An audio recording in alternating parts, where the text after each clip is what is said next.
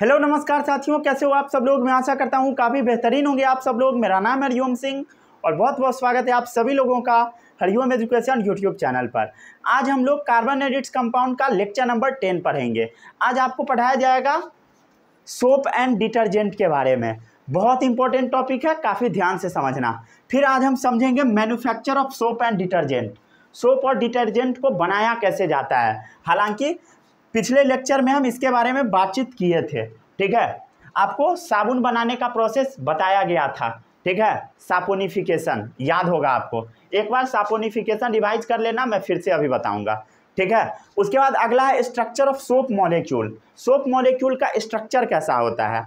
उसके बाद है क्लीनाइजिंग एक्शन ऑफ सोप, साबुन से कैसे कपड़ा साफ होता है। यहाँ पे एक टेक्निकल टर्म आता है माइसिल्स फॉर्मेशन, या इसी को मिसिल्स फॉर्मेशन भी बोला जाता है। तो वो क्या होता है आज हम लोग उसके बारे में समझेंगे। चलिए इस लेक्चर को हम लोग शुरू करते हैं। कॉपी निकालना आप लोग को और हेडिंग डालना है सोप एंड डिटर्जेंट। नहीं पढ़ के आए हो पिछला लेक्चर जाकर पढ़ लो। पिछला लेक्चर को बीच से काटना पड़ा था क्योंकि माइक ऑफ ही रह गया था भाई, ठीक है। तो ये सब समस्या आते रहते हैं, ये सब आपको झेलना पड़ेगा।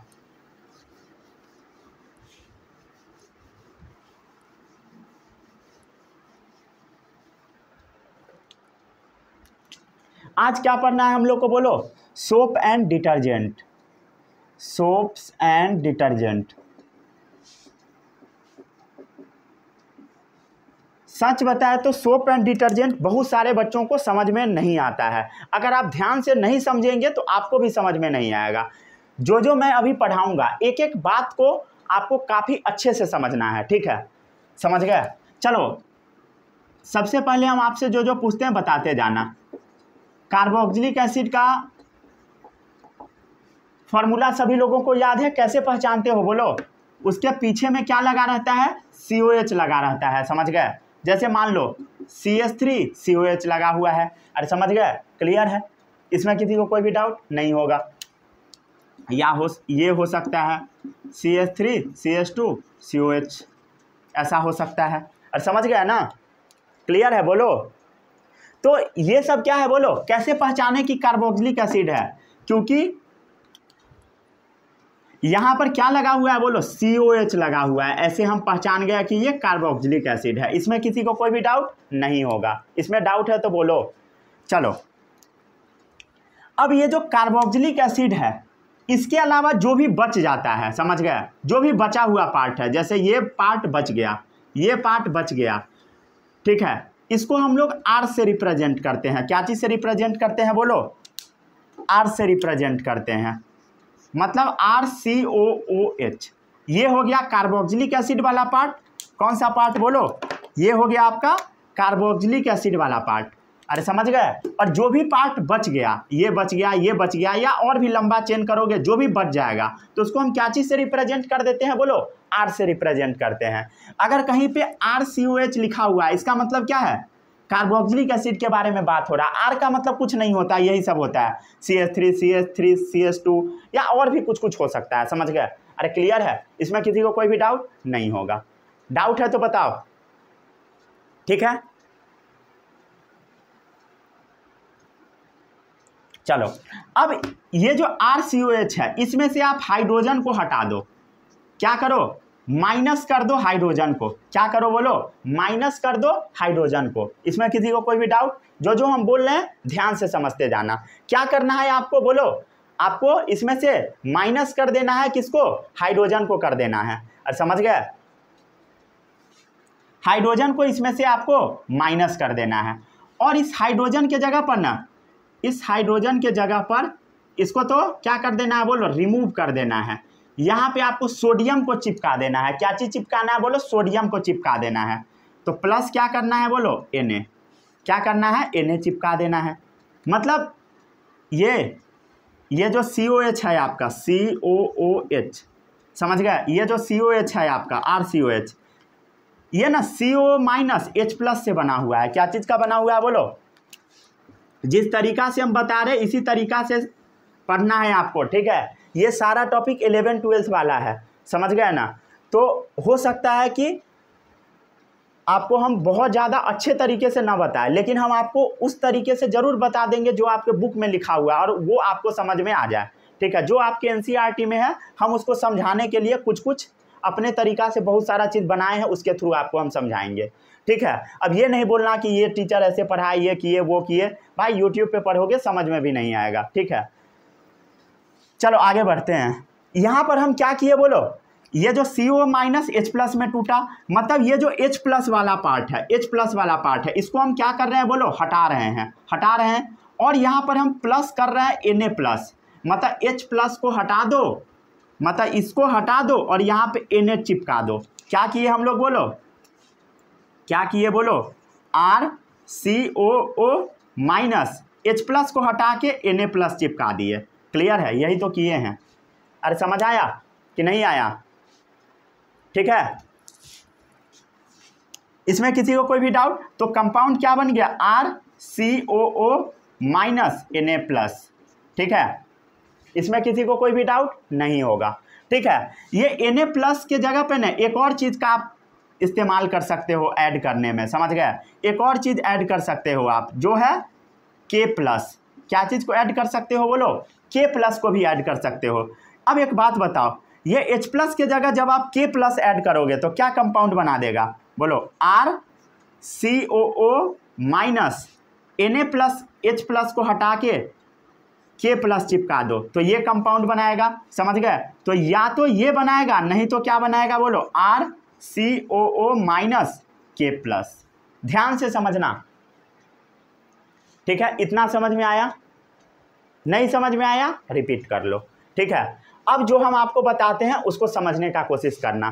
ठीक है, अब हम लोग आते हैं सोप के डेफिनेशन पर। सोप आर सोडियम या potassium salt of long chain carboxylic acid. Soap क्या होता है, soaps are the sodium and potassium salts of long chain of carboxylic acid. अभी आराम करो। ठीक है, लॉन्ग चेन कार्बोक्सिलिक एसिड, इस डेफिनेशन का मतलब हम आपको अभी थोड़ी देर में समझाते हैं। ठीक है, अभी आपको घबराने का कोई भी ज़रूरत नहीं है। ठीक है, पहले एक बात बताओ, सोप का जनरल फार्मूला क्या होता है वो आपको बताना है। बोलो क्या होता है जनरल फार्मूला, यही ये RCO माइनस और Na प्लस। क्या है फार्मूला सोप का बोलो, सोप का जनरल फार्मूला क्या होता है, RCOO माइनस Na प्लस। ठीक है, यही दोनों क्या है बोलो, यही तो एक्चुअल में सोप है। ये क्या है बोलो, ये एक्चुअल में सोप है। समझ गए?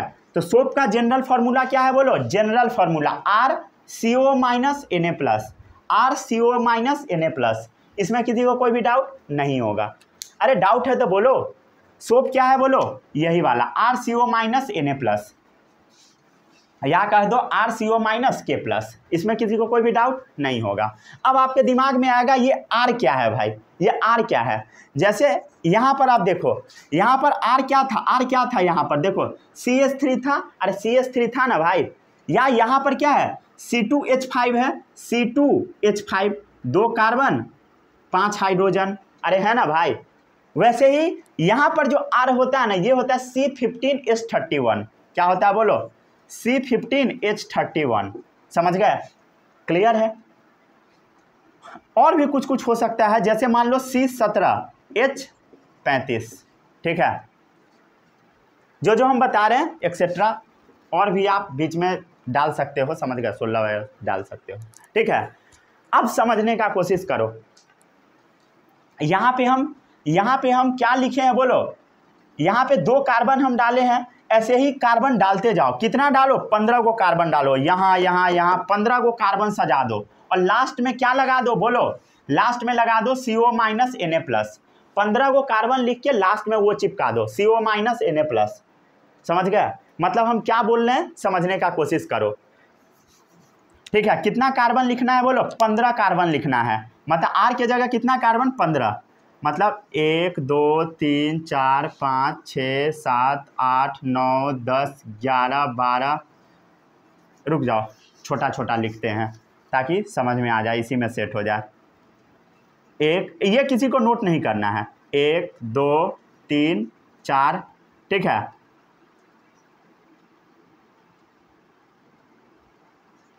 ये मान लो ये टोटल कितना कार्बन हो गया, मान लो ये 15 कार्बन हो गया। कितना कार्बन हो गया बोलो, 15 कार्बन हो गया। अरे समझ गए, क्लियर है।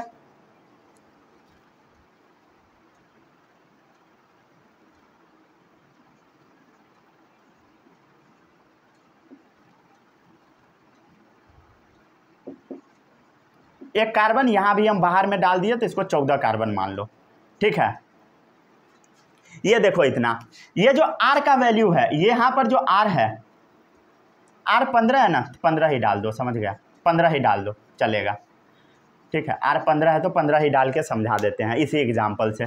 यहाँ पे R क्या है बोलो, 15 कार्बन का ये पूरा R है। ये R कितने कार्बन का है बोलो, 15 कार्बन का है। और उसके बाद क्या लगा हुआ है बोलो, CO माइनस Na+, तो CO माइनस Na+, क्लियर है। तो यही एक्चुअल में क्या है बोलो, यही एक्चुअल में सोप होता है। तो सोप क्या होता है पता लग गया, सोप क्या होता है, सोप आर द सोडियम, यहाँ पे क्या है बोलो, सोडियम है, एंड पोटेशियम साल्ट, यहाँ पे K+ भी हो सकता है, of long chain carboxylic acid. देखो ये कार्बोक्सिलिक एसिड का बहुत लंबा चेन है। ये देखो ये सोडियम है, कार्बोक्सिलिक एसिड ही ये था, इसमें हम क्या किए, H+ को हटा के सोडियम डाल दिए हैं, समझ गए। तो क्या है डेफिनेशन पर, सोप आर द सोडियम या potassium salt of long chain carboxylic acid. तो ये कार्बोक्सिलिक एसिड का लंबा चेन है और इसमें सोडियम को ऐड कर दिया गया। लंबा चेन क्यों बोले, 15 कार्बन है इसलिए बोले, 17 कार्बन भी रह सकता है क्योंकि यहाँ पे हम 17 भी लिखे हुए हैं, 16 भी डाल सकते हो आप, समझ गए। अरे इसमें किसी को कोई भी डाउट नहीं होगा। तो सोप का डेफिनेशन याद रहेगा, सभी बच्चों को याद रखना है, समझ गए। सोप के बारे में इतना डिटेल में आपके बुक में दे रखा है, समझ गए, इतना चीज़ दे रखा है, मिनिमम आपको इतना पढ़ना ही पड़ेगा, ठीक है। इससे अगर एक लाइन भी हम कट करते हैं इतना समझाने से तो गड़बड़ा जाएगा, समझ गया ना, प्रॉब्लम हो जाएगा, समझ गया, इसलिए हम पूरा डिटेल में बताए हैं। चलो अब अगला जो टॉपिक है छोटा सा है, ये डेफिनेशन बस आपको रट लेना है, ये डेफिनेशन रटना है डिटर्जेंट का। डिटर्जेंट के बारे में आपको डिटेल में नहीं पढ़ना है, ठीक है। ये जो होता है डिटर्जेंट आर यूजुअली मतलब मेनली, ये ना सल्फोनेट का सॉल्ट होता है या अमोनियम सॉल्ट होता है, क्लियर है, अमोनियम या sulphonate salt of long chain carboxylic acid, long chain carboxylic acid. इसका मतलब हम आपको अभी समझाते हैं, इसका मतलब समझो। जैसे यहां पर हम क्या कर रहे थे, सोडियम चिपका रहे थे ना भाई, या पोटेशियम चिपका रहे थे, लेकिन जो आपका डिटर्जेंट होता है इसमें क्या होता है वो समझो। डिटर्जेंट आर यूजुअली अमोनियम या sulphonate salt of long chain carboxylic acid. मतलब ये तो कार्बोक्सिलिक एसिड का लंबा वाला पार्ट रहेगा ही, इसके जगह पर क्या चिपका रहेगा बोलो, अमोनियम रहेगा या सल्फोनेट रहेगा। क्या रहेगा, अमोनियम रहेगा या सल्फोनेट रहेगा। फिर आप बोलोगे कि इस सब का फॉर्मूला लिख के बताइए, तो वो आपको नहीं पढ़ना है, बस आपको डिटर्जेंट के बारे में एक लाइन याद रखना है, समझ गए, ठीक है। ये आपको याद रहना चाहिए, इससे ज़्यादा कुछ भी नहीं पढ़ना है, ठीक है। एक लाइन और डिटर्जेंट के बारे में याद रखना, डिटर्जेंट को हम लोग सोपलेस सोप भी बोल देते हैं। क्या बोलते हैं, सोपलेस सोप। डिटर्जेंट को सोपलेस सोप बोला जाता है, ठीक है। क्यों बोला जाता है, इसका जवाब आपको आज कमेंट में बताना है, वाई, ठीक है। ये आपके बुक में दे रखा है, detergent also known as soapless soap, लेकिन क्यों ये नहीं दिया है, समझ गया, ये आपको कमेंट में बताना है, समझ गए, ये आपको कमेंट में बताना है। छाप सकते हो भाई, चेप ले गूगल से, ठीक है। समझ में आया कि अभी भी नहीं आया, नहीं आया, पढ़ाई लिखाई छोड़ दो।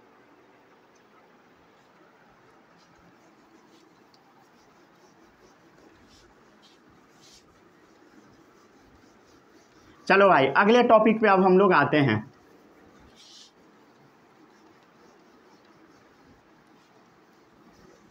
ठीक है, ये हम टॉपिक आपको पढ़ा चुके हैं, ये स्किप भी किया जा सकता है, लेकिन फिर से बता देते हैं। Manufacture of soap and detergent, soap and detergent का मैन्युफैक्चरिंग, इसके बारे में हम लोग थोड़ा सा समझ लेते हैं।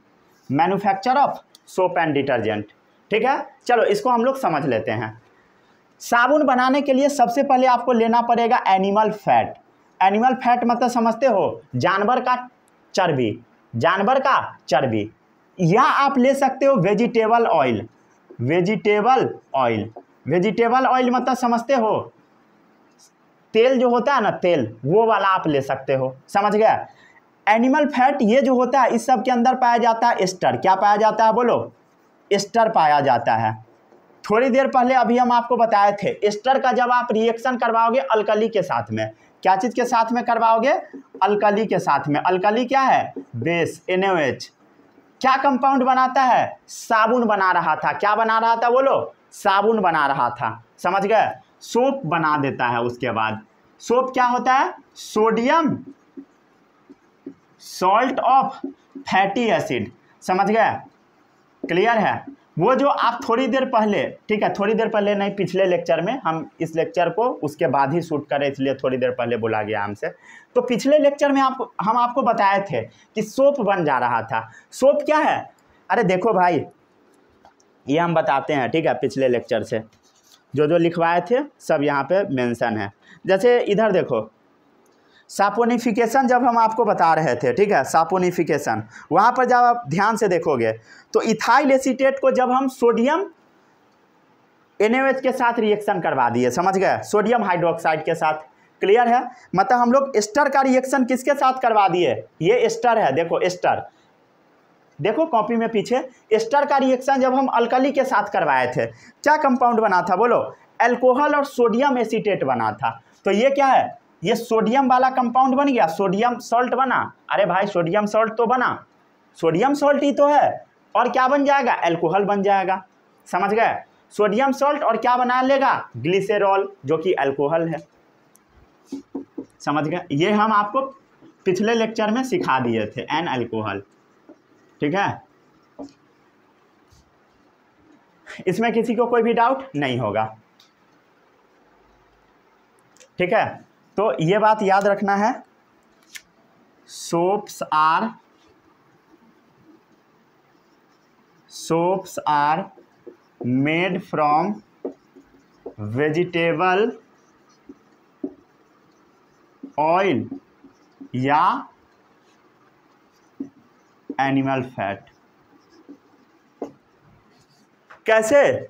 जब उसको अल्कली के साथ में रिएक्शन करवाएगा, by heating it with NaOH, समझ गया, by heating it with NaOH, समझ गया। जब NaOH के साथ में हीट किया जाता है तभी बनता है। ये लैब में भी बनाकर दिखाया जाता है स्कूल में, समझ गया, ठीक है। इसी को हम सापोनिफिकेशन बोल देते हैं। This process of formation of soap, ये हम लोग भी बनाए थे, ठीक है, लैब में, नोन एज सापोनिफिकेशन, सच में बनाए थे, लेकिन उस साबुन से झाग नहीं निकला, समझ गए ना। सापोनिफिकेशन, सच में झाग नहीं निकला था, ठीक है। सर बोल रहे थे झाग निकल रहा है, हम लोग बोल रहे थे निकल रहा है, लेकिन निकल ही नहीं रहा था, डर के मारे बोल रहे थे।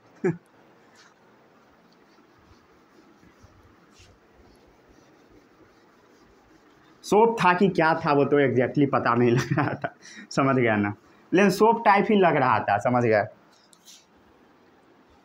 मतलब सोप जैसा सॉलिड लग रहा था, सीधा सीधा बोले तो बात ऐसी थी। आधा चीज़ तो क्या होता है केमिस्ट्री लैब में कुछ पता ही नहीं लगता, ऐसे बहुत सारे बच्चों को कुछ भी पता नहीं लगता है। कितना सारा तो रिएक्शन भी सही ढंग से नहीं होता है। नो ऑब्जर्वेशन हो पाता है कुछ भी सही ढंग से लैब में। चलो आगे बढ़ते अब हम लोग, इसमें किसी को कोई भी डाउट नहीं होगा, आगे बढ़े अब हम लोग। चलो अगला टॉपिक है स्ट्रक्चर ऑफ सोप मॉलिक्यूल। एक मिनट, सब सही है ना? सही है। लग तो सही रहा है, पता नहीं क्या होगा। Structure of soap molecule, soap molecule का हम लोग अभी स्ट्रक्चर को समझ लेते हैं। स्ट्रक्चर ऑफ सोप मॉलिक्यूल चलो समझ लेते हैं। यहाँ से जो टॉपिक है ना और कॉम्प्लेक्स होते जाएगा, ठीक है। सोप का कैसा स्ट्रक्चर होता है वो समझ लो, ठीक है। अभी हम आपको क्या बताए थे, सोप क्या होता है, सोप क्या होता है बोलो, कार्बन 15 होता है सोप में, कितना होता है बोलो, लंबा लंबा कार्बन का चेन होता है। अरे याद है ना भाई, C15H31 ये अभी हम आपको सिखाए थे ना। और क्या होता है CO Na+, यही तो एक्चुअल में क्या है बोलो, सोप है, ठीक है। अब इसी का हम स्ट्रक्चर को ड्रॉ करते हैं, समझ गए, क्या करते हैं, स्ट्रक्चर ड्रॉ करते हैं।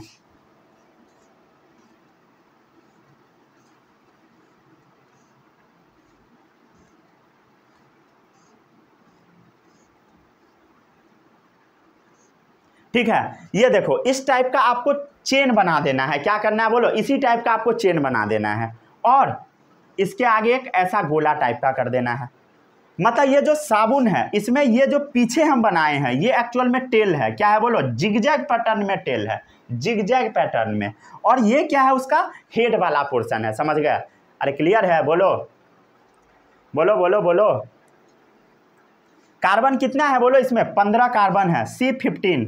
तो ये जहाँ से टर्निंग है ना, वो टर्निंग एक्चुअल में कार्बन को डिनोट करता है। देखो इधर 1 2 3 4 5 6 7 8 9 10 11 12 13 14 15, ठीक है। इसमें किसी को कोई भी डाउट नहीं होगा, डाउट है तो बोलो।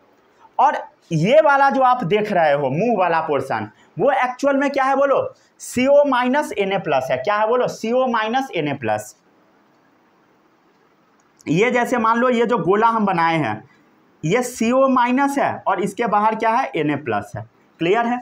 मतलब इसका जो हेड वाला रीजन आप देख रहे हो ये एक्चुअल में आयोनिक पार्ट है। कौन सा पार्ट है बोलो, ये जो हेड आप देख रहे हो ये हेड कौन सा पार्ट है, हेड को हम लोग बोल देते हैं आयोनिक पार्ट भी, आयोनिक पार्ट। क्यों, क्योंकि इसमें निगेटिव भी है और पॉजिटिव भी है, मतलब CO- और Na+ है। और समझ गए, क्लियर, क्या है, CO- Na+ है, समझ गए। हेड या आयोनिक पार्ट हो गया, समझ गए, ठीक है। और ये जो आप चेन सब देख रहे हो, ये जो चेन लंबा लंबा देख रहे हो ये यही तो कंपाउंड है, यही तो C15H31 है। इसमें हाइड्रोजन जोड़ना पड़ता है, कैसे जोड़ते हैं उससे मतलब नहीं है। लेकिन ये जो टेल वाला आप रीजन देख रहे हो इसमें ना कार्बन और हाइड्रोजन सिर्फ है, इसलिए टेल को हम हाइड्रोकार्बन टेल बोल देते हैं। क्या बोलते हैं बोलो, हाइड्रोकार्बन टेल बोल देते हैं। और ये लंबा सा है तो इसको हम क्या बोल सकते हैं, लॉन्ग हाइड्रोकार्बन टेल। क्या बोल सकते हैं बोलो, लॉन्ग हाइड्रोकार्बन टेल, समझ गए। क्या बोलते हैं बोलो, लॉन्ग हाइड्रोकार्बन टेल, समझ गए, या लॉन्ग हाइड्रोकार्बन चेन भी बोल सकते हो। ये कौन सा रीजन है बोलो, ये टेल वाला पोर्शन है। और ये कौन सा रीजन है, हेड वाला पोर्शन है या आयोनिक पार्ट है, समझ गए। एक बात बताओ, पानी के अंदर क्या घुलता है, पानी के अंदर क्या घुलता है बताओ। जैसे नमक को पानी के अंदर घोलोगे Na+Cl- में टूट जाता है, मतलब पानी के अंदर क्या होता है, आयंस क्या होता है बोलो, घुल जाता है। वैसे ही मतलब पॉजिटिव निगेटिव में जो टूटता है वो पानी के अंदर घुलता है, समझ गए। सीधा सीधा हम ये बोले। एक बात बताओ, CO- Na+ है, पॉजिटिव निगेटिव वाला है, मतलब ये पार्ट पानी में घुलने वाला है, क्या है बोलो, पानी में घुलने वाला पार्ट है, क्लियर है। मतलब ये जो पार्ट है इसका हेड, ये कैसा है बोलो, इसका जो हेड है ये है, हेड है इसका वाटर लविंग, क्या है बोलो, वाटर लविंग पार्ट है। वाटर लविंग मतलब क्योंकि इसका जो हेड है ये -+ से मिलके बना हुआ है, मतलब ये पानी में घुल सकता है। और वाटर के लिए हम क्या वर्ड यूज करते हैं बोलो, हाइड्रो। क्या यूज करते हैं, हाइड्रो। हाइड्रो मतलब वाटर, और लविंग का मतलब होता है फिलिक। क्या होता है बोलो, फिलिक। मतलब ये जो सोप मॉलिक्यूल का जो हेड है वो हाइड्रोफिलिक है, मतलब ये पानी से प्यार करता है, समझ गए, क्लियर है। मतलब इसका जो हेड है वो पानी में घुल जाएगा, ध्यान से समझते जाना, ठीक है।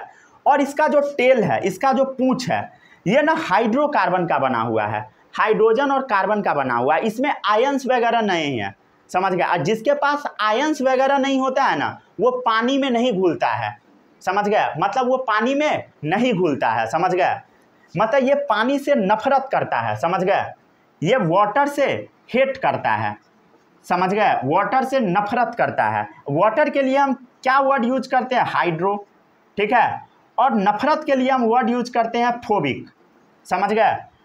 तो ये पता लगा हाइड्रोकार्बन जो टेल है इसका, ये हाइड्रोफोबिक टेल है, मतलब पानी से नफरत करने वाला टेल है। अरे समझ गए, फिर से हम लिख देते हैं तब आपको समझ में आएगा। यहां तक नोट कर लिए हो ऊपर का, ध्यान से समझना ये सब टॉपिक, ठीक है, उड़ ना जाए, ठीक है। यहां समझ नहीं आएगा तो उम्मीद छोड़ दो, कहीं भी समझ आएगा।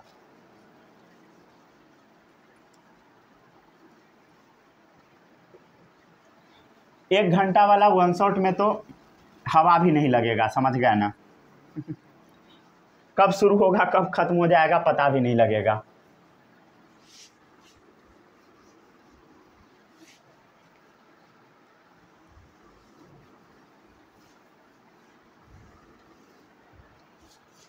यहां तक में किसी को कोई भी डाउट है तो बोलो बोलो बोलो बोलो बोलो। तो हम लोग क्या चीज के बारे में पढ़ रहे थे अभी,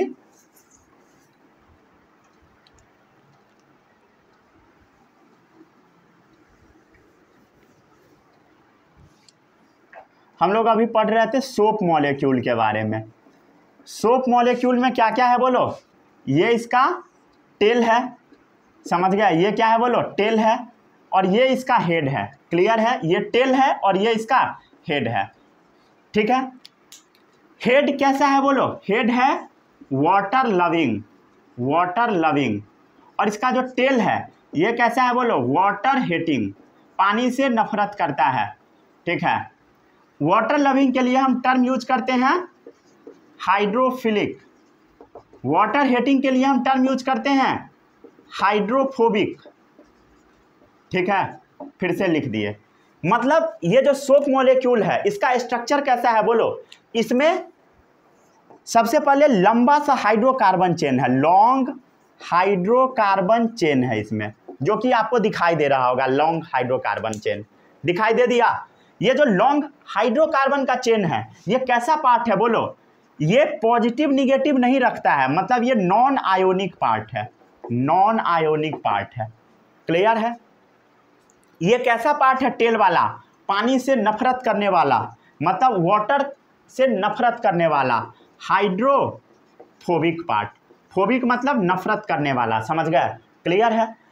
अब एक बात बताओ, ये पानी से नफरत करता है, क्या ये पानी में घुलेगा, नहीं घुलेगा, समझ गए, इनसॉल्यूबल इन वाटर, मतलब ये पानी में घुल ही नहीं सकता है, समझ गए। क्या चीज, इसका जो टेल है नफरत करने वाला पानी से वो, लेकिन जो भी चीज पानी से नफरत करता है, जो चीज पानी में नहीं घुलता है वो किसी न किसी चीज में जरूर घुलेगा, जो चीज पानी में नहीं घुलता है ना वो तेल में जरूर घुल जाएगा, समझ गए, क्लियर है। Insoluble in water but soluble in oil, ठीक है, ऑयल या फैट, समझ गए, तेल में, फैट में, इस सब में क्या होगा, ये डिजॉल्व हो जाएगा। अरे क्लियर है। सोप मॉलिक्यूल में और क्या है, हेड छोटा सा है, ठीक है, शॉर्ट हेड है, ठीक है, छोटा सा हेड है। अरे क्लियर है, छोटा सा जो हेड है उसको हम लोग आयोनिक पार्ट भी बोल देते हैं। आयोनिक पार्ट क्यों बोल देते हैं, क्योंकि इसके पास CO- Na+ है, समझ गए, क्लियर है। इसका जो हेड है वो हाइड्रोफिलिक है, मतलब वाटर से प्यार करने वाला है, समझ गए, हेड, ये पानी में घुल जाएगा, समझ गए, सॉल्यूबल इन वाटर, ये पानी में घुल जाएगा, लेकिन फैट वगैरह में ये नहीं घुलेगा, समझ गए, और तेल में भी नहीं घुलेगा। एंड इनसॉल्यूबल इन ऑयल या फैट, इसमें किसी को कोई भी डाउट नहीं होगा, ठीक है। चलो हम लोग आगे बढ़ते हैं, अब हम लोग,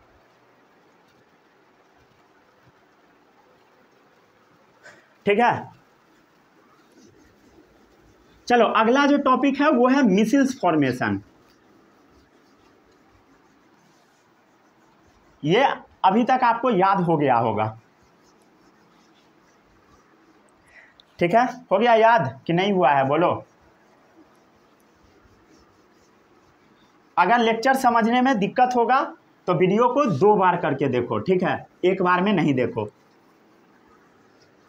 चलो अगला टॉपिक है मिसिल्स फॉर्मेशन। मिसिल्स फॉर्मेशन को हम आपको 2 बार पढ़ाएंगे, ठीक है, चिंता नहीं करना है, ठीक है। अगर जो भी डाउट रहेगा वो आपका एक एक डाउट क्लियर हो जाएगा, समझ गया। हेडिंग डालो, क्लीनाइजिंग एक्शन ऑफ सोप। क्या डालना है बोलो? क्लीनाइजिंग एक्शन ऑफ सोप।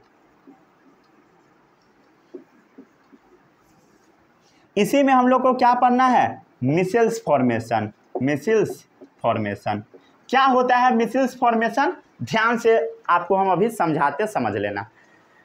एक चीज आपको याद रखना है, जो भी हमारा जो शर्ट है इसके ऊपर गंदा लगता है, जो भी गंदा लगता है हमारे शर्ट के ऊपर, बॉडी से क्या निकलता है बोलो? जैसे नाक को ऐसे दबाओगे क्या निकलेगा? ऑयल निकलता है। अरे भाई नाक को ऐसे दबाओ जोर से, ठीक है, जोर से नाक ऐसे दबाओ लाइट बार के, आपका हाथ भींगा हुआ टाइप का रहेगा। क्यों? क्योंकि नाक से ऑयल निकलता है। क्या निकलता है बोलो? ऑयल निकलता है। ऐसा नहीं है कि सिर्फ नाक से निकलता है, नाक से आप पता कर सकते हो, लेकिन हमारे पूरे बॉडी से ही ऑयल निकलता है, ठीक है। तो एक्चुअल में जो मैल जो कपड़ा पे जमा होता है वो एक्चुअल में ऑयल ही है। क्या है बोलो? मतलब ये जैसे मान लो कपड़ा का मैल है। क्या है बोलो? कपड़ा का मैल है, समझ गए। कपड़ा का मैल क्या होता है बोलो? ऑयल का ड्रॉपलेट होता है, समझ गए। जैसे मान लो ये कपड़ा, इस पे गंदा लगा हुआ है, तो वो वहां पे क्या लगा होगा बोलो? ऑयल का ड्रॉपलेट होगा। क्या होगा बोलो? ऑयल का ड्रॉपलेट होगा, समझ गए, ऑयल का ड्रॉपलेट होगा। अब एक बात बताओ, सोप मॉलिक्यूल यही तो था, सोप मॉलिक्यूल यही था ना। इसका एक बात बताओ, ये जो हेड है ये पानी में घुलता है या तेल में बोलो? ये वाटर में डिजॉल्व होता है, ये तो आपको पता है। लेकिन इसका जो टेल है ये ऑयल में डिजॉल्व होता है। क्या चीज़ में डिजॉल्व होता है बोलो? ऑयल में डिजॉल्व होता है, समझ गए। तो एक बात बताओ, ये तेल में घुलने वाला है ना भाई, तेल में घुलने वाला, तो ये भी ऑयल ड्रॉपलेट है। क्या इसका टेल इसके साथ जुड़ जाएगा इस टाइप से? क्या इस टाइप से जुड़ जाएगा? ऑब्वियसली जुड़ जाएगा, ठीक है। और इसके आगे क्या होगा? हेड वाला पार्ट होगा, समझ गए, जुड़ जाएगा। अरे क्लियर है। ये इसके बाहर क्या होगा? Na+ होगा, सीधा से लिख देते हैं Na+, और ये CO-, ये मिलके इसका हेड बनाया होगा, ठीक है। और चौतरफा इसको क्या करेगा? ये जो टेल है, टेल ऑयल डिजॉल्व करने वाला पार्ट, ये इसको चारों तरफ से घेर लेगा। क्लियर है? चारों तरफ से क्या कर लेगा बोलो? चारों तरफ से घेर लेगा। क्लियर? किसको घेर लेगा बोलो? किसको घेर लेगा? ये जो डर्ट है, डर्ट मतलब जो गंदगी है या ऑयल ड्रॉपलेट है, इसको चौतरफा क्या किया? साबुन का जो टेल है वो घेर लिया, समझ गए। अरे क्लियर है? इसमें किसी को कोई भी डाउट नहीं होगा। ये कौन सा पार्ट है बोलो? ये हो गया आपका आयोनिक पार्ट। आयोनिक पार्ट पानी में सॉल्यूबल होता है, वाटर सॉल्यूबल पार्ट है, समझ गए ना। सबके बाहर क्या होगा? Na+ CO- होगा। हेड वाले में तो यही होता है। इसमें किसी को कोई भी डाउट नहीं होगा। अरे डाउट है तो बोलो, डाउट नहीं ना है? क्या क्या बता दिए, पता लग गया। इसमें किसी को कोई भी डाउट नहीं होगा। चलो एक बात बताओ फिर से, जो हम अभी तक आपको पढ़ाएं फिर से बताओ। हाइड्रोफोबिक, पानी से नफरत करने वाला क्या होता है? इसका टेल होता है, हाइड्रोफोबिक टेल होता है, समझ गए। इसमें किसी को कोई भी डाउट नहीं होगा। क्लियर है? हाइड्रोफोबिक इंड क्या है बोलो? टेल ऑफ सोप है। साबुन का टेल क्या है? हाइड्रोफोबिक इंड, समझ गए। हाइड्रोफिलिक इंड कौन सा है बोलो? हेड ऑफ सोप है। इसमें किसी को कोई भी डाउट नहीं होगा, ठीक है। अब एक बात बताओ, हाइड्रोफोबिक इंड जो है ये पानी में क्या घुलेगा? नहीं घुलेगा, इनसॉल्युबल इन वाटर है, समझ गया ना। ये सब आपको अब पता लग ही रहा होगा, बार बार बता रहे हैं। हाइड्रोफोबिक, पानी से नफरत करने वाला, क्या पानी में घुलेगा? नहीं घुलेगा। पानी से प्यार करने वाला क्या घुलेगा? पानी में घुल जाएगा, सॉल्युबल इन वाटर। नोट करो पहले इसको, ठीक है, फिर हम आपको समझाते हैं।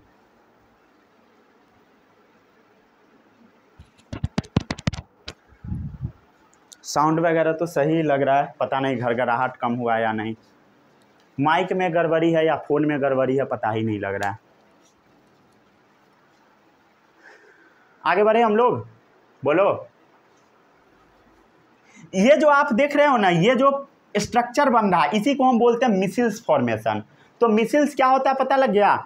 ये जो आप गोला टाइप, ये वाला ये वाला ये वाला ये वाला, मतलब टेल हेड गोला तरीके से जब अरेंज हो जाता है इसी को हम बोलते हैं मिसिल्स फॉर्मेशन। पूरा डेफिनेशन बताएंगे, ठीक है, चिंता नहीं करना है, ठीक है। हम आपको रफली आइडिया दे चुके हैं कि मिसिल्स फॉर्मेशन कैसे होता है, ठीक है।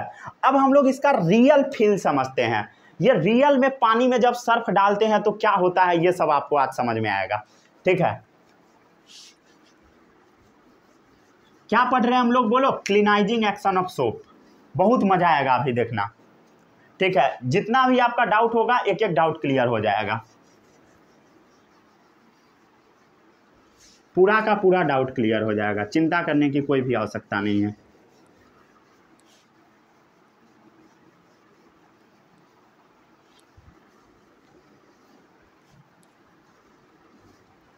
चलो अब हम लोग को क्या पढ़ना है, बोलो? बाल्टी में जब हम सर्फ को घोलते हैं तब क्या होता है? ये आपके दिमाग में क्वेश्चन आया है? नहीं आया है? चलो समझ लेते हैं। जैसे मान लो ये सुंदर सा आपके पास क्या है, बोलो? ये आपके पास सुंदर सा बाल्टी है या बकेट है, जो भी है वो समझ लो, जो भी है, समझ गए। इस बाल्टी में हम क्या किए, पानी डाल दिए। क्या डाल दिए, बोलो? पानी डाल दिए, ठीक है। हर आदमी डालता है बाल्टी में पानी। चलो इस बाल्टी में हम क्या किए, इस बाल्टी में हम लोग वाटर को डाल दिए, पानी को डाल दिए, ठीक है, अच्छी बात है। अब हम लोग क्या करते हैं, बोलो? बाल्टी में सबसे पहले पानी डाल दिए, या तो उसमें हम लोग क्या करते हैं, साबुन सर्फ ये सब मिलाते हैं, समझ गए, ठीक है। क्या करते हैं, बोलो? उस बाल्टी के अंदर हम लोग मिलाते हैं। अब जब मिलाते हैं तो क्या होता है, झाग बनता है। अब वो सब कैसे कैसे बनता है वो अभी आपको एकदम अच्छे से समझ में आएगा, ठीक है। इसमें किसी को कोई भी डाउट नहीं है, बाल्टी में बस पानी रखा हुआ है, ठीक है। अब एक बात बताओ, हम अभी आपको थोड़ी देर पहले क्या समझाए थे, सोप का स्ट्रक्चर कैसा होता है, बोलो? ठीक है, ये जो टेल है कैसा है, बोलो? हाइड्रोफोबिक है। कैसा है, बोलो? हाइड्रोफोबिक, मतलब पानी से नफरत करता है इसका टेल, समझ गए। और इसका जो हेड है ये वाटर लविंग है। क्या है, बोलो? वाटर लविंग है, मतलब ये पानी से प्यार करता है। अब एक बात बताओ, ये जो बाल्टी के अंदर पानी रखा हुआ है, इस बाल्टी के पानी में ये हाइड्रोफोबिक वाला जो पार्ट है, इसका जो टेल वाला पार्ट है, कैसे रहेगा भाई? पानी में इसका टेल रहेगा, बोलो? नहीं रह पाएगा। तो ये अरेंज कैसे होता है वो समझो ध्यान से। इसका जो हेड होता है कुछ यहाँ पे आ जाता है, हेड सब साबुन का ये सरफेस पे आया रहता है। कहाँ रहता है, बोलो? सरफेस पे। और इसका टेल बाहर की तरफ ऐसे निकला होता है। क्लियर है? इसमें किसी को कोई भी डाउट नहीं होगा? डाउट है तो बोलो, नहीं होना चाहिए। अब एक बात बताओ, अब ये बहुत छोटा होता है, ठीक है, दिखाई नहीं देगा, समझ गए ना। अब एक बात बताओ, बाल्टी का जो साइड वाला रीजन है, कॉर्नर वाला रीजन है, कॉर्नर वाला रीजन, क्या इस पूरे कॉर्नर में एकदम भर भर के पानी भरा होगा? ऐसा बात नहीं है, समझ गए ना। एकदम बढ़िया से भर भर के नहीं भरा होता है, समझ गए। तो इसके ना साइड साइड में भी सोप मॉलिक्यूल का टेल मिल जाएगा, समझ गए, इस टाइप से। क्लियर है? जब सर्फ को आप घोल दोगे पानी में तो कुछ इस टाइप से अरेंज हो जाएगा। क्यों? क्योंकि इसका साइड में जरूरी नहीं है कि पानी होगा ही, समझ गए। साइड में इसका पानी नहीं होगा, वहां पे इसका टेल होगा, और जहां पानी होगा बाल्टी में वहां इसका हेड होगा, समझ रहे हो। नीचे में भी सिमिलर सिचुएशन होगा। क्या होगा, बोलो? इस टाइप से साबुन या सर्फ वगैरह अरेंज होगा, ठीक है। इस साइड से भी वही होगा,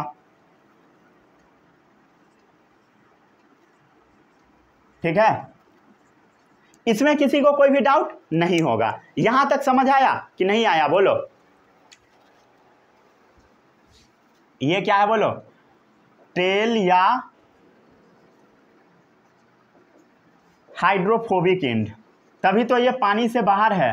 देखो इधर, ये सारा टेल पानी से बाहर है। बाल्टी में पानी है बट थोड़ा साइड साइड में रहेगा, वहां पे टेल इसका अरेंज हो जाएगा, समझ गए। ये कौन सा पार्ट है, बोलो? हाइड्रोकार्बन का पार्ट है, समझ गए। ठीक है, ये कौन सा पार्ट है, ये आयोनिक पार्ट है, समझ गए। इसका जो टेल है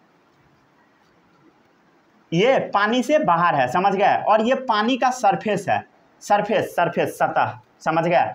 पानी का लेवल ये क्या है बोलो, ये है सरफेस ऑफ वाटर। इसमें किसी को कोई भी डाउट नहीं होगा। तो अब एक बात बता, सरफेस ऑफ वाटर पे क्या हो रहा है, at the surface of water क्या हो रहा है बताओ, at the surface of water, पानी के सरफेस पर क्या हो रहा है बताओ, देख के क्या हो रहा है, हाइड्रोफोबिक इंड या tail of soap will be insoluble in water, ये तो सबको याद है, ठीक है। हाइड्रोफोबिक इंड या tail of soap is insoluble in water, ये तो सबको पता है। सोप का जो टेल है, हाइड्रोफोबिक इंड या tail of soap is insoluble in water, ये पानी में घुला नहीं, इस कारण से ये बाहर है, will be insoluble in water, समझ गया। हाइड्रोफोबिक इंड या tail of soap will be insoluble in water and soap will अलाइंग along the surface of water, समझ गए। And soap align along the surface of water, along the surface of water, इसका मतलब समझो, ये जो पानी का आप सरफेस देख रहे हो, इसका जो हाइड्रोफोबिक इंड है, इसका जो हाइड्रोफोबिक इंड है, इसके वजह से क्या हो रहा है, ये जो पानी का सरफेस है इस पे सोप आ चुका है, पानी के सरफेस पे सोप आ चुका है। पढ़ो अब, हाइड्रोफोबिक इंड या tail of soap is insoluble in water, इसके वजह से क्या हुआ, इसके वजह से क्या हुआ, सोप अलाइंग along the surface of water, इसके वजह से सोप सरफेस ऑफ वाटर के अलोंग आ गया। अरे समझ गए, क्लियर है, ठीक है। इसमें क्या हो रहा है बता, इसमें है क्या, with the ionic part in the water, देखो ये एनसीईआरटी में लिखा हुआ है लाइन, इसका जो आयोनिक वाला पार्ट आप देख रहे हो ये पानी के अंदर है, with the ionic part in the water, ये चीज हम आपको समझा चुके हैं, समझ गए, क्लियर है। और इसका जो हाइड्रोकार्बन टेल है ये बाहर की तरफ है, इसका जो हाइड्रोकार्बन टेल है, अरे ये जो हाइड्रोकार्बन इसका टेल है ये बाहर की तरफ है, समझ गए, प्रोट्रूडिंग आउट ऑफ वाटर, मतलब बाहर की तरफ निकला हुआ दिखाई दे रहा है आपको, प्रोट्रूडिंग आउट ऑफ वाटर, समझ गए। इधर भी देखोगे तो वही है, देखो इधर भी वही है, समझ गए ना, पानी से बाहर है टेल, पानी से बाहर, पानी से बाहर, समझ गए। इसमें किसी को कोई भी डाउट नहीं होगा, डाउट है तो बोलो, नहीं ना डाउट है, चलो इसको पहले नोट करो। एक और चीज़ हम आपको अभी बताते हैं, ठीक है, कर लिए नोट, इतना नोट कर लो पहले अच्छे से। अब आपके दिमाग में ये सवाल जरूर आया होगा, क्या सवाल आया होगा, यहाँ पे अभी कुछ बनाएंगे, ठीक है, वहाँ पे गंदा है तो कोई बात नहीं है, रगड़ने उगड़ने का ज़रूरत नहीं है, ठीक है। अब एक चीज़ हम आपको बताते हैं, ध्यान से समझना। अभी हम आपको क्या बताएं, जब हम सर्फ को लेते हैं पानी में घोलते हैं, या साबुन को जब हम घोल देते हैं पानी में, ठीक है, मान लो मिला दिए, तब क्या होगा वो समझो, तब क्या होगा, इस तरीके से, मतलब आपके समझ में क्या आया होगा अभी कि पानी को लिए सर्फ में मिला दिए तो पूरा पानी के सरफेस पे चिपक गया, मतलब सर्फ को हम पानी में मिलाए तो पानी के ऊपर ही पूरा सर्फ आ गया, लेकिन ऐसा नहीं होता है, पानी के अंदर भी सर्फ डिजॉल्व होता है, पानी के अंदर भी क्या होता है बोलो, पानी के अंदर में भी सर्फ होता है, लेकिन पानी के अंदर में आखिर रहेगा कैसे बताओ, पानी के अंदर में रहेगा कैसे। जैसे मान लो ये पानी है, तो पानी के पास कौन सा पार्ट रह सकता है बताओ, पानी के पास ये वाला पार्ट रह सकता है, हेड वाला, अरे पानी है ना, तो पानी के पास हेड वाला रह सकता है, पानी के पास हेड वाला, पानी के पास हेड वाला, पानी के पास बस हेड वाला रह सकता है। तो इसका जो टेल वाला पोर्शन होता है ना, नीचे की तरफ ऐसा होता है, समझ गया, ठीक है। मतलब पानी के अंदर ना ये जो सोप मॉलिक्यूल है ना, ये पानी के अंदर यूनिक टाइप का शेप बना लेता है, समझ गए। ये पानी के अंदर जो सोप का मॉलिक्यूल आप देख रहे हो, ये वाला ये ना यूनिक टाइप का शेप बना लेता है, यूनिक शेप बना लेता है। और ये जो यूनिक शेप आप देख रहे हो, इसी को हम एक्चुअल में बोलते हैं मिसल्स, सरफेस वाला मिसिल्स नहीं है, पानी के जो अंदर बाल्टी में सर्फ लिए घोल दिए तो बीच में जो रहेगा इस टाइप का स्ट्रक्चर, इसी को हम बोलते हैं मिसिल्स। क्या बोलते हैं बोलो? मिसिल्स बोलते हैं। ठीक है, इसको रब करें हम लोग, अरे बोलो।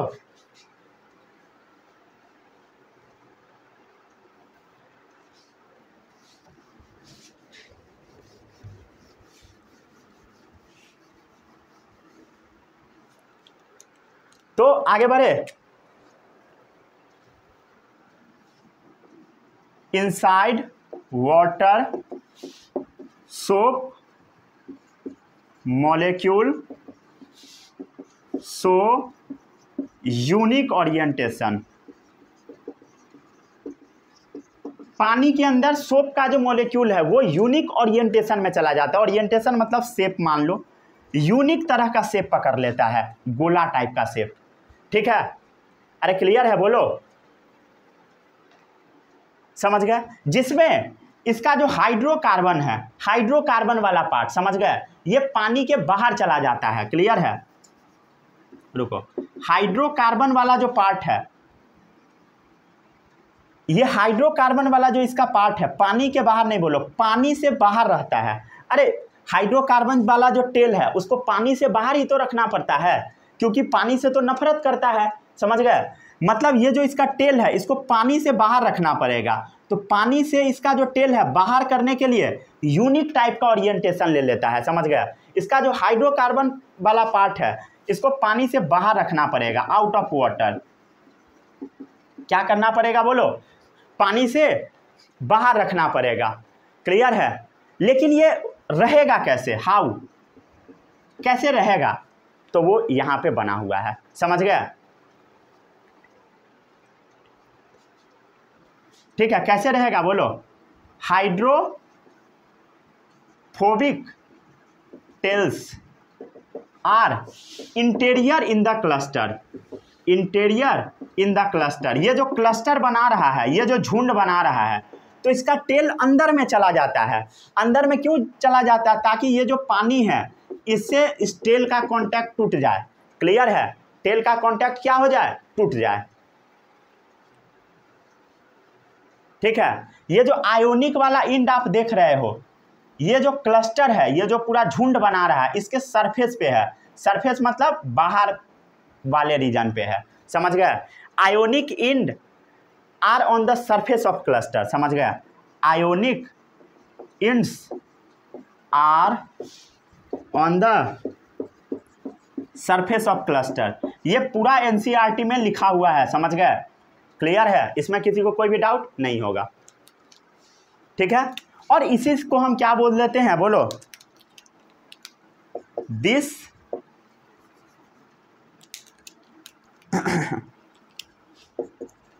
This formation is called measles या माइसेल्स।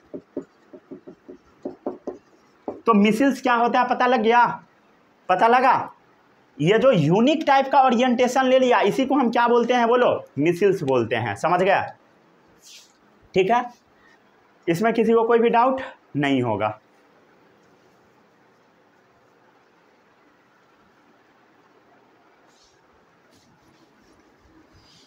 अब एक्चुअल में कपड़ा साफ कैसे होता है वो समझो। ठीक है, बहुत काम का है। समझ गया ना? एनसीईआरटी में बहुत ज़्यादा कॉम्प्लेक्स करके दे रखा है। समझ गया? हालांकि यूट्यूब पे टीचर पढ़ाते ही नहीं है। समझ गया ना? जय श्री राम हो जाता है टॉपिक, छोड़ो, राम भरोसे।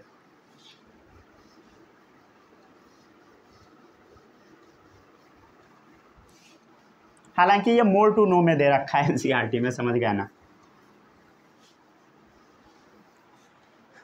चलो आगे बढ़ते हैं। अब हम लोग क्या करते हैं? हम लोग एक बार समझ लेते हैं जो जो अभी हम आपको बताए हैं। वो क्या बताए हैं बोलो? क्या बताए हैं? क्या बताए हैं बोलो? यहां पे बीच में यूनिक टाइप का ओरिएंटेशन ले लेता है सोप मॉलिक्यूल।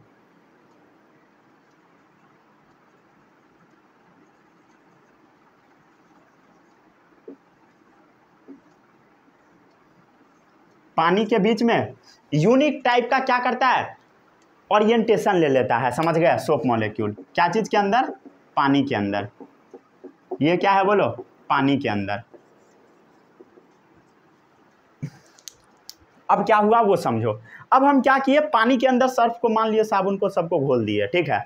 अब उसमें हम क्या किए, कपड़ा को डाल दिए, समझ गया, क्या किए, कपड़ा को डाल दिए। अब एक बात बताओ, अब जैसे ही कपड़ा का जो गंदगी रहेगा, कपड़ा का जो गंदगी रहेगा, कपड़ा का गंदगी, अब कपड़ा का गंदगी जैसे इस बीच में फंसेगा, जैसे इस बीच में आ गया, मतलब कपड़ा का जो डर्ट है, कपड़ा का जो ऑयल है, कपड़ा का जो डर्ट है, कपड़ा का जो ऑयल है, कपड़ा का जो ग्रीज है, ठीक है, उसी को ग्रीज भी बोला जाता है ऑयल को। जैसे इस बीच में आ गया, वैसे क्या करेगा बोलो, इसका जो टेल है ये पानी से नफरत करने वाला है, मतलब इसका टेल जो कैसा है बोलो, टेल कैसा है, पानी से नफरत करने वाला, लेकिन ऑयल में ये घुलने वाला है, सॉल्युबल इन ऑयल। जैसे ये डर्ट या ऑयल को देखेगा, इसका टेल एकदम अच्छे से पकड़ लेगा उसको, समझ गया, क्या कर लेगा बोलो, अच्छे से पकड़ लेगा। Collect in the centre of measles, ये जो मिसिल्स आप देख रहे हो, ये क्या है, मिसिल्स जो आप देख रहे हो, इसके सेंटर में क्या करेगा, इस डर्ट को बढ़िया से पकड़ लेगा, समझ गया। Collect in the centre of measles, clear है। तो dirt collect in the centre of measles,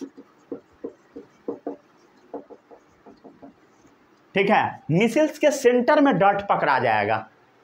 देखो पकड़ा चुका है। अब एक बात बताओ, ठीक है, कपड़ा है, कपड़ा का जो डर्ट है, कपड़ा में जो गंदगी है, कपड़ा का गंदगी के चारों तरफ से ये क्या हुआ, घेर लिया, ये मिसिल्स बढ़िया से उसको घेर के जकड़ लिया। अब एक बात बताओ, कपड़ा को लेंगे हम लोग, कपड़ा को लेंगे, कपड़ा का जो गंदगी है उसको चारों तरफ से साबुन घेर चुका है। अब जैसे हम कपड़ा को जोर से एक बार पटकेंगे, जैसे कपड़ा को लेंगे जोर से एक बार पटकेंगे, क्या होगा बोलो, ये जो आप देख रहे हो, ये जो मिसिल्स देख रहे हो, क्या होगा, अपने आप फेंका जाएगा। मतलब कपड़ा को लो और किसी सॉलिड चीज पे पटको, टाइल्स पे पटको या बाथरूम में कैसे भी पटको कपड़ा को, क्या होगा बोलो, ये डर्ट फेंका जाएगा। अब बोलोगे कि नहीं कपड़ा को पटक के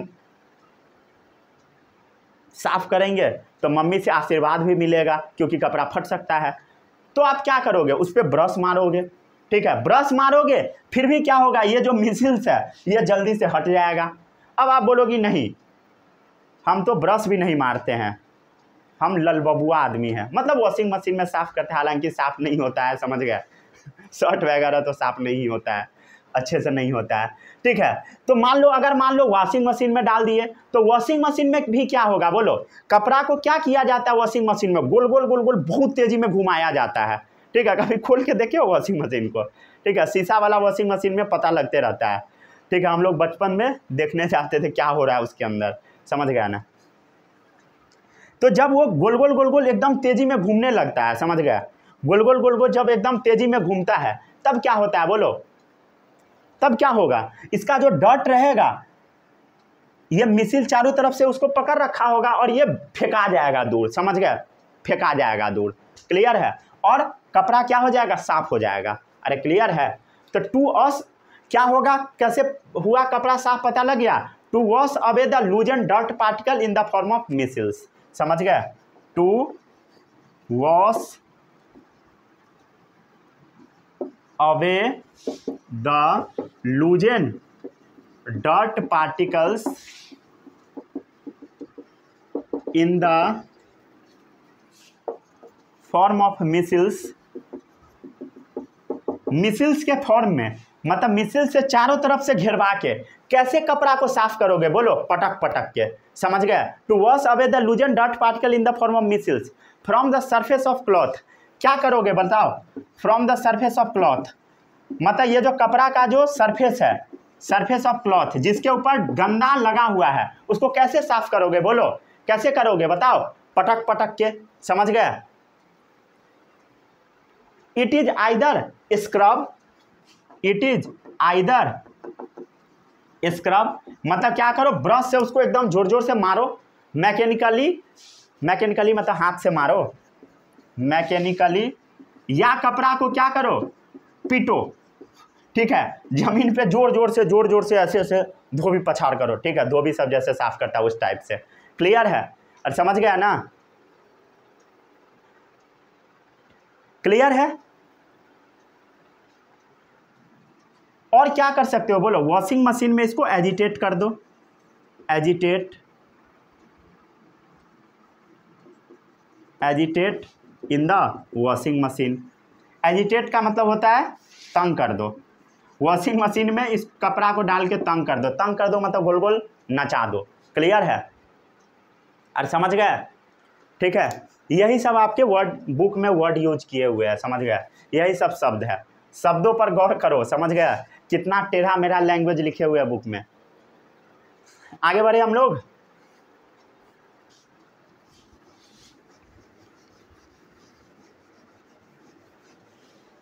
बहुत ज़्यादा घुमा फिरा के इस टॉपिक को दे रखा है बुक में। समझ गए ना?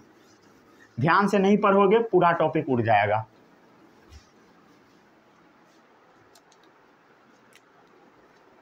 ठीक है, चलो कुछ कुछ चीज़ हम आपको अभी बताते हैं। पता नहीं आपको याद है कि नहीं। ट्रू सॉल्यूशन क्या होता है बता तो बोलो। ट्रू सॉल्यूशन में अगर हम आपसे पूछे साइज ऑफ पार्टिकल्स क्या है, बताओ। Size of particle true solution में क्या होता है? 1 नैनोमीटर होता है। बोलो कितना होता है? 1 नैनोमीटर लमसम। समझ गया? या उससे कम भी हो सकता है। लिख देते हैं लेस देन 1 नैनोमीटर। मतलब ट्रू सॉल्यूशन, जैसे मान लो शुगर सॉल्यूशन है। शुगर को पानी में घोल दो आप, क्या करो बोलो? Sugar solution. जब चीनी को आप पानी में बढ़िया से घोल दोगे तब क्या होगा? ट्रू सॉल्यूशन तैयार होगा, जिसका पार्टिकल का साइज 1 नैनोमीटर रहेगा। 1 नैनोमीटर समझते हो? बहुत ज़्यादा छोटा। समझ गए? उसके बाद एक और तरीके का सॉल्यूशन होता है जिसको हम बोलते हैं कोलोइडल सॉल्यूशन। क्या बोलते हैं? कोलोइडल सॉल्यूशन, जिसका साइज होता है 1 से लेके 100 नैनोमीटर तक। कितना होता है बोलो? 1 से लेके 100 नहीं, 1000 मान लो। ठीक है, 100 नहीं मानो, 1000 मान लो। समझ गए? क्लियर है? कहीं कहीं पे 100 भी लिखा रहता है बुक में, इसलिए हम लिख दिए हैं, लेकिन अधिकतर जगह पे 1000 ही मिलेगा। समझ गए? क्लियर है? कोलोइडल क्या होता है उसके बारे में भी हम आपको थोड़ी देर में बताते हैं। और सस्पेंशन में कर दो मोर देन 1000 नैनोमीटर। ठीक है, अब ये एक लाइन से हो गया। बुक में ऐसा रहता है 1 नैनोमीटर, इसका 1 से लेके 100 तक, इसका 1000 रहता है। समझ गए? ठीक है, तो हम उसको 1 से 1000 कर दिए। समझ गए? जैसे मान लो चीनी पानी मिला दिए, ट्रू सॉल्यूशन बन गया। अब पानी में मान लो कोई मिट्टी मिला दिया, या मान लो चौक मिला दिया, चौक in water, Chowk in water.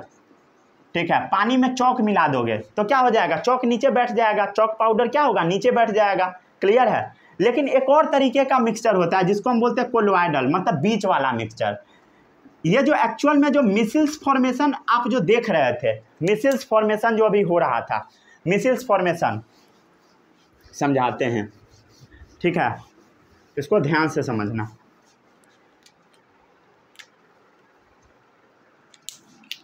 ये जो अभी क्या हो रहा था बोलो, इधर ध्यान से देखना।